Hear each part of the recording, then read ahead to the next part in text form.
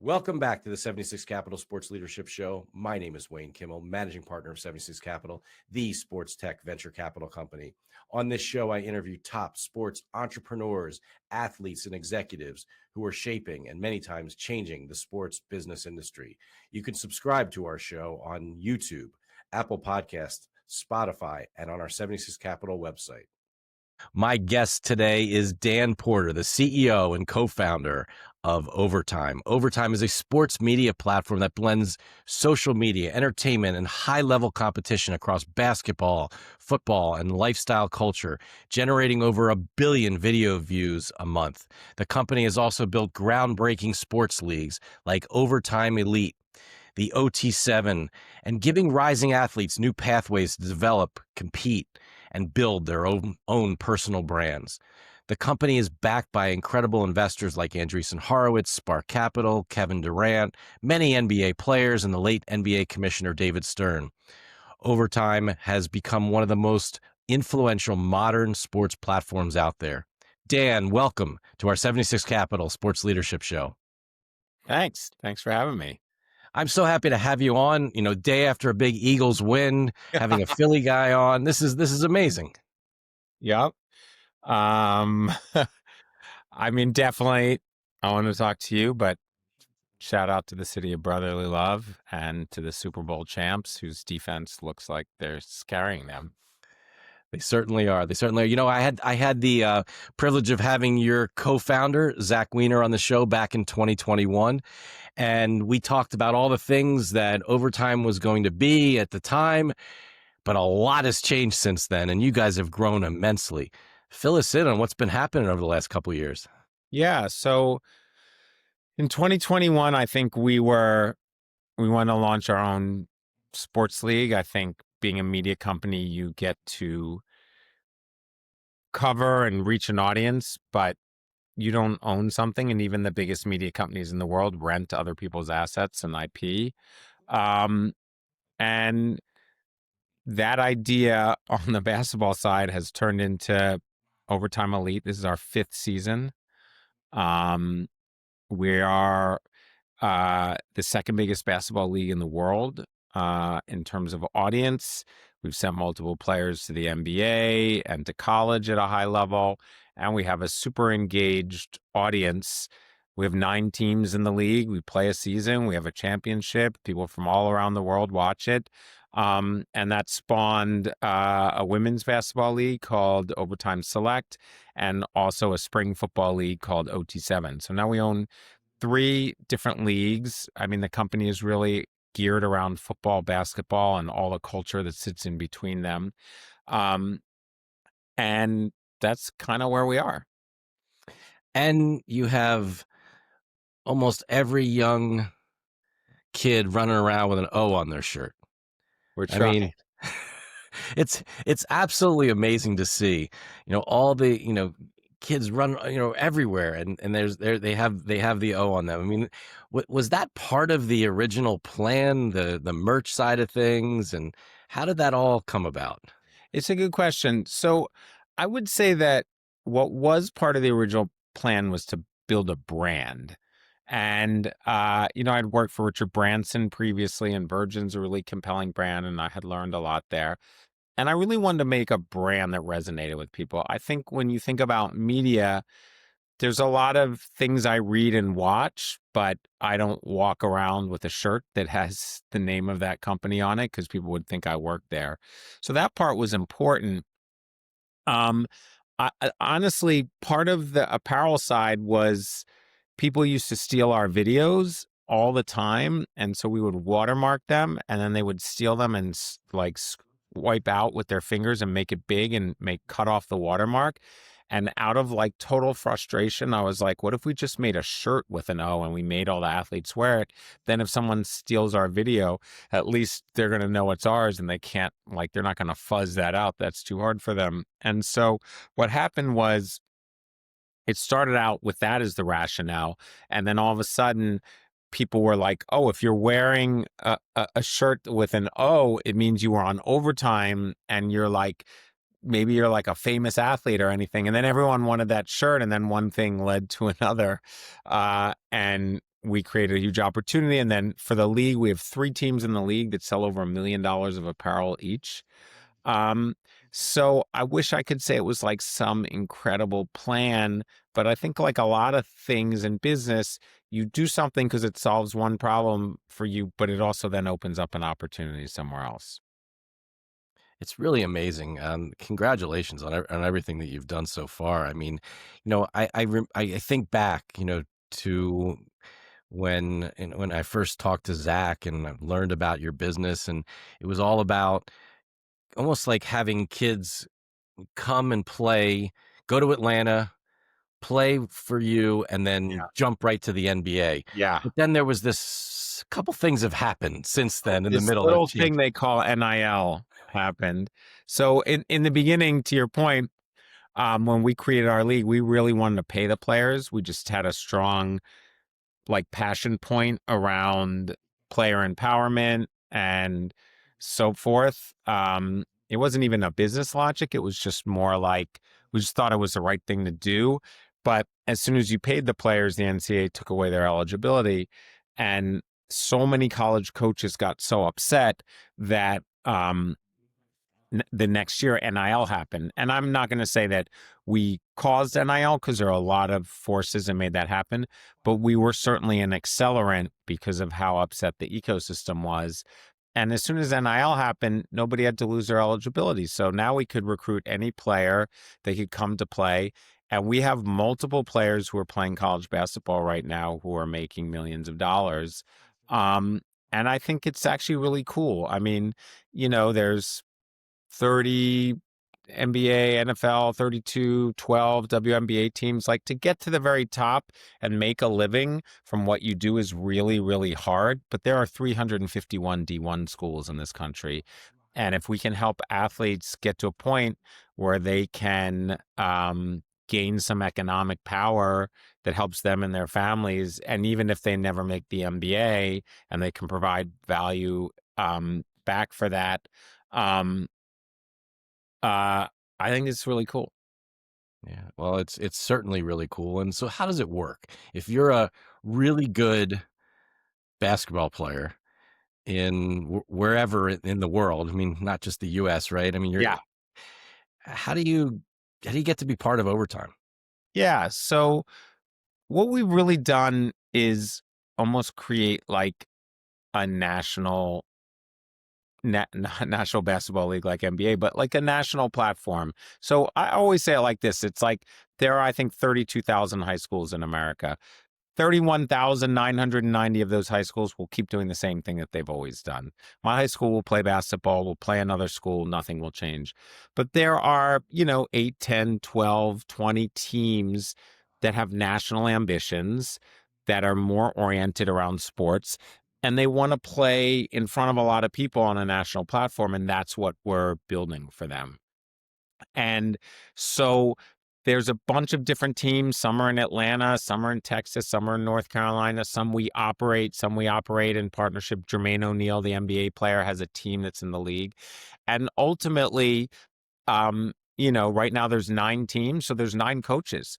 And those coaches spend all year thinking about who they want to recruit, offering them the upside. And I think a huge part of the upside is to be on the platform. If you want to be seen by millions and millions of people, we're that platform. If you want to play the best possible competition in what feels like a league and get ready for college or the NBA, we're that platform. And I think they say this thing that if they don't know your name and they don't recognize your image, they're not going to pay for your likeness. And so we are absolutely a platform for that. And we have, there's a young man at Kansas, Cole Rosario, who was like not even 100 top ranked player in the United States, came, played on one of our teams of Dreamers, had a breakout. We went on a tour in Abu Dhabi with a bunch of the best players from each team. And now he's playing at Kansas and like hooping. And we often know who are good players, but the reality is there are many players in the NBA who are ranked 90th, 100th in their class. It's not like the most efficient process. So creating a platform is great because it's a win for them and it's also a win for the audience. The audience wants to see their superstars. Not that they don't want to see the NBA superstars, but they also want to see the people who are relevant for them. Well, I have so many questions on how you make and do all this, but before we get there, I definitely want to ask you a few things about that. But what was it like in 2023 when you had two kids, two of your athletes drafted in the top 5 of the NBA draft? What was that like? So we had a party on a rooftop for the draft. And, you read all these mock drafts, but you have no idea. And outside of maybe the first pick, they don't know because the teams trade and everything else. And all of a sudden they were drafted back to back. And honestly, like I cried. I couldn't believe it. It was so crazy to think like we started this league out of nothing. And then I'm like literally on the court talking to them, and now it was like, I think what they say, born 1 minute apart, drafted 5 minutes apart. It was honestly, it was overwhelming.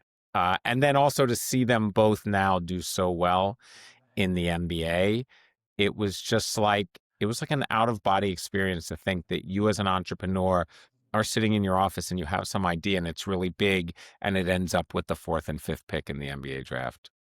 It really is. It was unbelievable. I mean, Yeah. and not only just the fourth and fifth, as you said, they were born because they were twins, right? Yeah. Born a minute apart, drafted 5 minutes. I mean, that's just an incredible story. And then you've gone on and had multiple other players that have been drafted in the NBA as well. Yeah, we have a bunch of people right now in college, Carter Knox and Malik Thomas at Arkansas, um, Bryson Tiller and Cole Rosario at Kansas, who are just cooking in college as well. And I'm sure you know, but 50% uh, less athletes declared for the NBA draft last year than ever before because college is a huge, huge opportunity. So it's fun to see them at all levels succeeding and to feel like you played some part in it. But mostly it's fun because you realize like how incredible it is for them. Well, you talked about 9 teams in the league. Yeah. I've been down to your facility in Atlanta, and there you have the teams there. They go to the athletes themselves live in Atlanta. They come from all over. Some of them do. Some do, right? About a third of them live there, and the rest are all over the country. There's one in Florida, two in North Carolina, one in New York, one in Texas, and one in Arizona. Right. So the ones that are in Atlanta, the athletes who are in Atlanta, did they go to school? They continues through school, or how does that work as a 16, 17-year-old? Yeah. Some of them are like postgrads. I'll get to that in a minute. And the Okay. rest kind of we use like a third party education provider. So they make sure they keep going to school, they get eligible for college. But also what you're seeing is that because of the transfer portal, this is like the nerdy part, because of transfer portal and so forth, way less freshmen play because you could just get a guy who was at a low major school who's now 22 years old and get him to play for you a year or two. And of course, it's going to be bigger and more mature and everything else like that. And so a lot of players are either reclassing or just taking a year in between graduating and going to college just to grow and to get better as well. So it's a mixture of all of those things. But at the end, the core product is really the league, and whether we educate them or we work with a third party to do that, it's ultimately really about creating the competition platform and all the media around it, and then developing the audience to watch it. And when you talk about the media I mean, working with the athletes themselves, is that something that you're involved with as well and helping get Yeah. them? Yeah. So, I mean, the fans love it because the athletes feel accessible to them. And the athletes don't have 20 agents around them and everything else like that. So we work with them, we media train them, we make a ton of content, we let them make content. Sometimes, like occasionally there'll be an athlete who will you know, be out for a couple games or get injured and we'll have them hop on the mic or anything else like that. But I mean, remember, these are 17, 18-year-olds who have grown up with TikTok and Instagram and everything else like that. Many of them are essentially content creators anyway. And so we just facilitate and give them the platform because sometimes they can do cool stuff on their own platform, but we have across the league 12 to 14 million followers. So your ability to really kind of show out there is big as well. I mean, that huge platform has really enabled you to work with some incredible brands. Who are some of the brands that you've worked with? Yeah, I mean, we are lucky that we have a bunch of really big brand relationships: State Farm, Gatorade, Adidas, Bevel, which took over our barbershop, and a couple that we're about to announce. And it's really cool to have like A+ partners like that. But I think also the two things that are in our favor are, I think a lot of times in professional sports, they're so good at what they do that what they have to sell is like you can have A or B, because they've productized their whole thing. For us, we're younger, so we haven't productized it. So we're like, what do you guys want to do? We'll do that. And I think the second thing is that the sports audience in the United States is tremendous. It's primarily on streaming and linear, and that's great. Our audience just isn't on those platforms. So if you want to reach someone who's 18, 20, 22 years old, advertising in the same place where I grew up watching games isn't going to reach them. And so to find brand partners that want to be creative and want to reach our audience, that's like a huge opportunity for us. When you step back and look back over the last several years, I mean, do you and Zach sort of like say like, oh my God, like this has been an unbelievable thing. I mean, what kind of really stands out for you as one of the moments that is like, we made, like we really made this thing. What's been so special for you so far? I would say, I mean, we've had a bunch of like buzzer beater overtime games in our finals and our playoffs where like our arena is like 11 or 1200 people, but we'll sell up to 1800 tickets, and it's designed for people to pack around the top. So even this past year, it's like a game 5 or game 7 situation. And somebody turns around and sinks a buzzer beater as the clock expires, and the place just goes absolutely bananas, and online goes bananas. You have hundreds of thousands of people watching, and you have like 5,000 comments every minute. And it's just like madness. It's exactly what you think it looks like. It's like when some underdog team wins March Madness and everyone storms the court and it's crazy. And you're just like, wow, like we made this, and it's sports. And for the first 2 years, our head of all the coaches and basketball was Kevin Ollie, who had won a national championship and played in the NBA. And he said in one of those moments, he was like, Dan, you made this. You made this. Like, this is incredible. And I was like, and I'm going back to him. I'm like, KO, you're a part of it. You're a part of it. And he said, Dan, I'm giving you a compliment. Take the compliment. Say thank you, KO. And so I was like, oh, yeah, I'm always so busy making sure that everybody feels a part of it and thinking about the next thing, that those moments don't happen as much. But it's actually like the greatest. It'd be like owning the Eagles when they win the Super Bowl and Cooper DeJean like returns like a touchdown thing. And you think, oh, my God, like I made this thing. And it's like we just had all the things as a sports fan that I absolutely love. So I'd say that. And then just seeing people commit, seeing them be drafted, especially because you just end up having a personal relationship with a lot of them. And listen, I've 7 or 8 employees who have also gone on to work at the NBA and college and elsewhere. So just being part of the life of a sport, I think like that is really cool. That really is incredible. I was actually going to ask you about some of your team members. That maybe some of which who may have been with you from the beginning, others that have really joined. I mean, what's your overall team look like these days? So on the basketball side, it's actually what you think it looks like. It's like a league ops type of team. And which is like operations and leagues and rules and referees and schedule and travel. And then 3 of the teams actually have coaches. So I work with basketball coaches and other stuff like that. And then um, for the broader company, it's, the biggest team is content, clearly, short form, long form, all forms of live broadcast, every form of content, and then sales, and then you have all the commerce and everything around it. And it's a mix. I'm the oldest person who works at the company. Um, and I do think that, people always say to me, how do you make stuff that like Gen Z loves? You're so old, Dan. And I say, I don't make the content. Like, my job is to hire the coolest 19-year-old in the country and tell them to make something that they would like and to empower them in a way that nobody else would.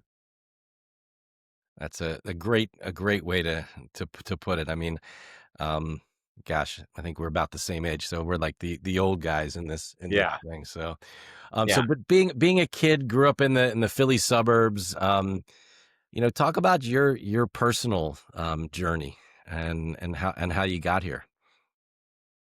Yeah. My parents were college professors. My dad taught at Penn and my mom taught at Bryn Mawr College. Um, and I just thought and I guess you would call it entrepreneurial now. I mean, I didn't even know what that word meant until I was like in my 30s. I was a Philadelphia Inquirer paper boy. I shoveled snow. I played in a wedding band. I just did like anything I could to make money, which now we call entrepreneurial. Back then we were just like, I'm just trying to get any money because I don't have an allowance. Um, and I was actually just like, I played music, I liked music, and I was good at school, and that was as far as the plan goes. And it's interesting because I teach at NYU now. I've taught there for 9 years, and it's so clear how almost like pre-professional students are now. Like you have to be a part of this club because that's how you get the job, and you have to have an internship. I mean, in the summers of college, I worked in the basement of David Rittenhouse Labs at Penn testing computers for my dad. Like I had no job that led to anything. And I wasn't in any clubs. I was like a DJ at the radio station. And so it was like the least optimized person to ever do anything professionally. Because I don't know. I was just like, I guess if you just go to school and like then you figure out what's next. And I kind of got out of school and I was like, oh, what's next? So I went to the career office and they're like, we have two jobs, banking and consulting. Because I went to Princeton, it was the late 80s. And I was like, oh, I don't want to do either of those. And they're like, oh, we have nothing for you. And then all of a sudden, like in that moment, I realized like, oh, I'd never gotten an internship that led to anything. I wasn't part of any club. I had no career aspirations. What did I want to do? I don't know. Something cool, I guess. Um, and so I ended up kind of starting working in the music business, but then it was like a lot of random luck and other thing. Like a friend of mine said, there's a teacher shortage in New York. So I became a public school teacher in Brooklyn, even though I had never taught or tutored. And then another friend of mine was like, oh, we're starting this thing called Teach for American. You've been a teacher. And I was like, okay, that sounds cool.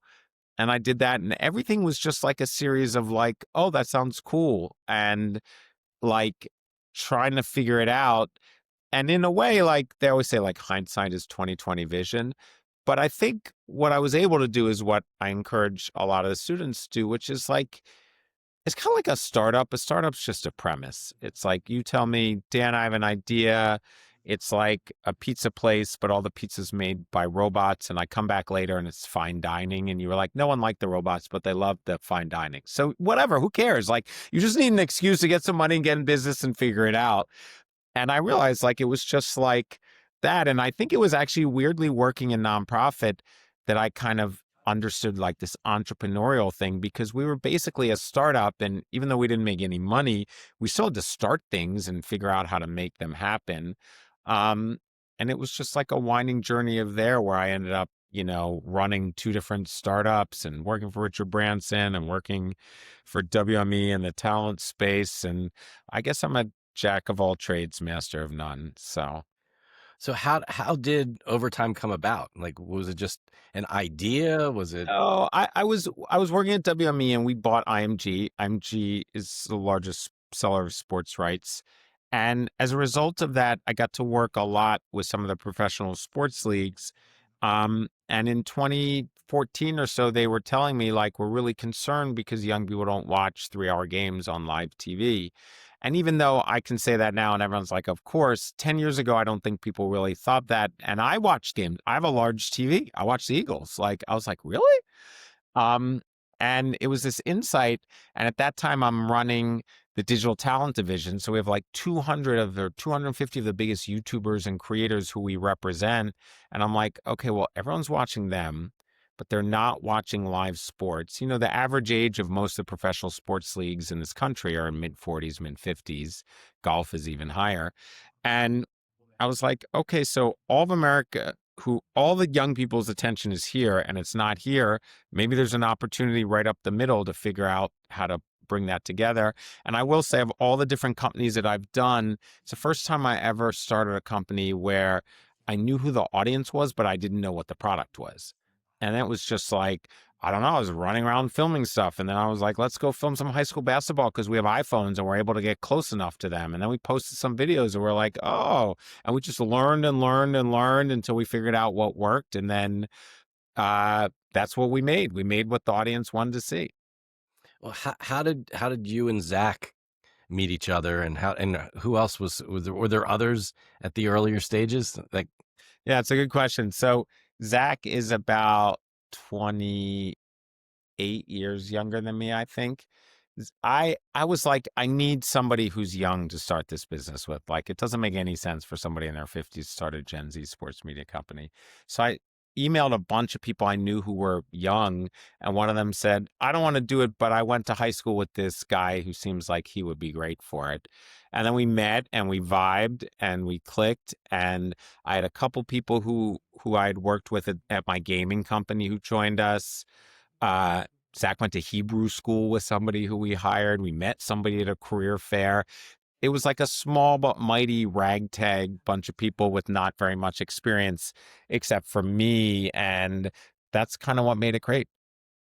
wow. I mean, when you think back to those original days, I mean, being able to just, what was the video that kind of was like, oh my God, like that, now this is what it is. Like we now They we were know. kind of like two. Well, there were three. If you like, there's three videos that were kind of seminal.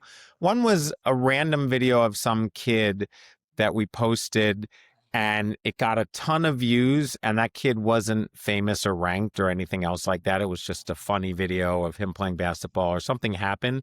And that's the moment we were like, oh, you don't have to film the number one player in the country for it to be relevant. The second was we were at a tournament in Vegas and LeVar Ball LeVar Ball threw a basketball at LaMelo's head when he was yelling at the team. And somebody from my team was there with an iPhone, captured it. We posted it, and ESPN rebroadcast it. And we were like, oh, the iPhone is actually a valid way. You can even make stuff that's on television.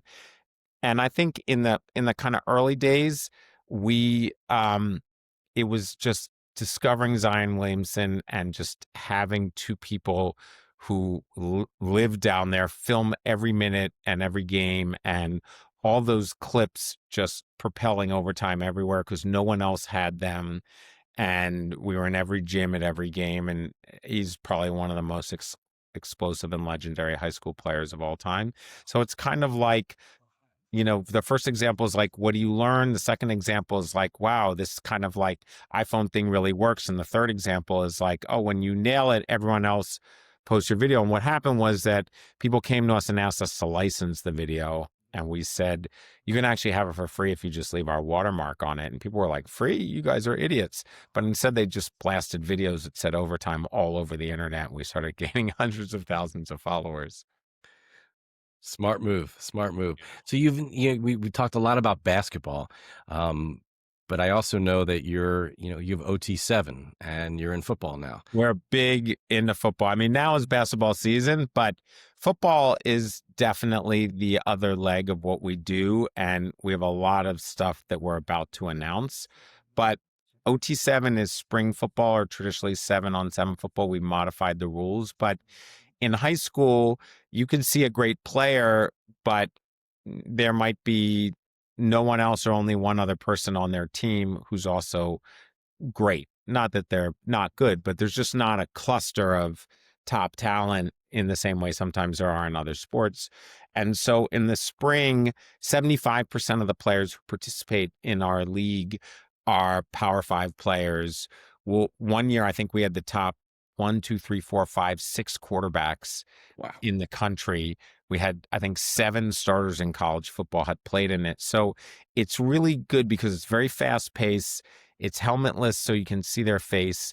And then it's the greatest kind of combination of all of the top players, which means it's super interesting to us and our fans, but it's also interesting to people who love college football. And we have an announcement that's going to happen shortly where you're going to see us do something in kind of traditional tackle football and more and more. And I think in 3 or 4 years, overtime in basketball and football is going to basically have the platform for national competition. And I think what's going to happen is that everything that's happening in college, right? Nobody needs me to tell them there's realignment of the conferences and it's not even geographical anymore. Now the Big Ten and the SEC and they control media rights and they've created this thing and now they're going to have a schedule and now you have a college football championship. All the changes that basically turned it into something that is slightly more professional, watchable, and organized are going to happen in high school. Not for every team, but for the 10 or 20 national teams. And we plan to be the leader in basketball and football for that.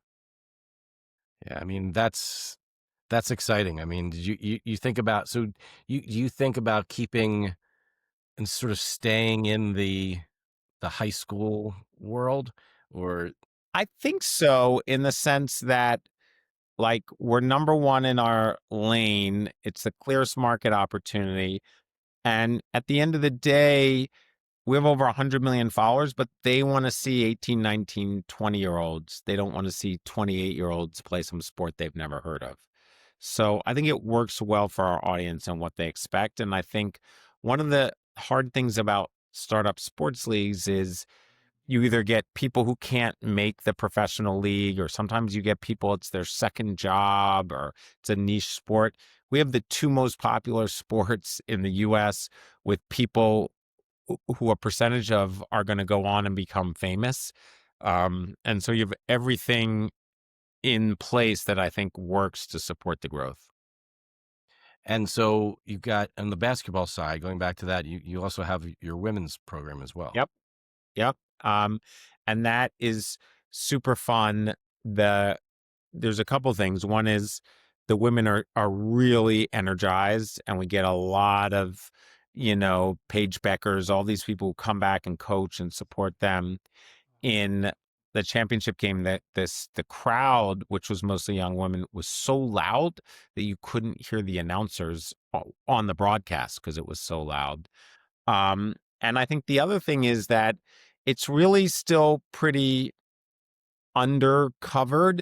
And so you'll have a player who will come in who will go from barely ranked or whatever to be the second ranked player in the country. Well, did that person get that much better in the course of the league? No, there's just not as much attention paid. And when they're put on a national platform, people realize how good they are. So it's been a huge mover for us. We're super supportive and bullish on women's sports, and I'm kind of constantly looking for other opportunities for us to invest there because clearly we have a really big audience for it. Well, Dan, this has been awesome having you on our 76 Capital Sports Leadership Show. And as we wind down here, I have one final question that I love to ask all of our guests. And it's really around leadership. It's around, was there a certain role model or, what's sort of made you who you are today? Was it a person? Was it something that sort of happened along your career? I'd love to hear your thoughts on that. I would say I'm not good at a lot of things. I should preface it by saying I don't have a ton of skills, but I'm a really good learner. Like, of course, I grew up with my parents who were college professors. Like, that's what valued, and whether that was reading books or using the internet or going on AI or whatever. Like, I have a high ability to learn about stuff, even in areas that I don't know anything about. And I think in some ways, bringing a fresh perspective, being able to learn about them and having an open mind. People even say to me, like, how do you talk to all these 17 or 18-year-olds? And I'm like, I'm interested in what they have to say. Like, I'm not there to lecture them or dad them. Like, I just think everything is something to learn about and pay attention to. My mom was a sociologist. Like, that was kind of what she did. Um, and I think those things have really helped me. And I'd say probably the main other thing is that I've had some bad bosses like everyone has had, and I've worked some companies that I didn't like working for like everyone has. And like I just try to make the company that I would want to work for and kind of try to keep it like that. Well, it's been awesome having you on the show, Dan. I wish you and then the whole team at Overtime a lot of luck. Keep doing what you're doing. I mean, it's incredible what we've done so far, and I can't wait to hear all these announcements and things that you were referring to over time. And just keep making it happen. It's amazing. Thanks, Wayne. I appreciate you guys for having me on. Absolutely. On behalf of the entire 76 Capital team, thank you for joining us for this edition of our Sports Leadership Show. Please remember to subscribe to our show on your favorite podcast network or on the 76 Capital website. You can also explore the hundreds of episodes we've produced over the past several years on those same networks. And as always, go out there and make it happen.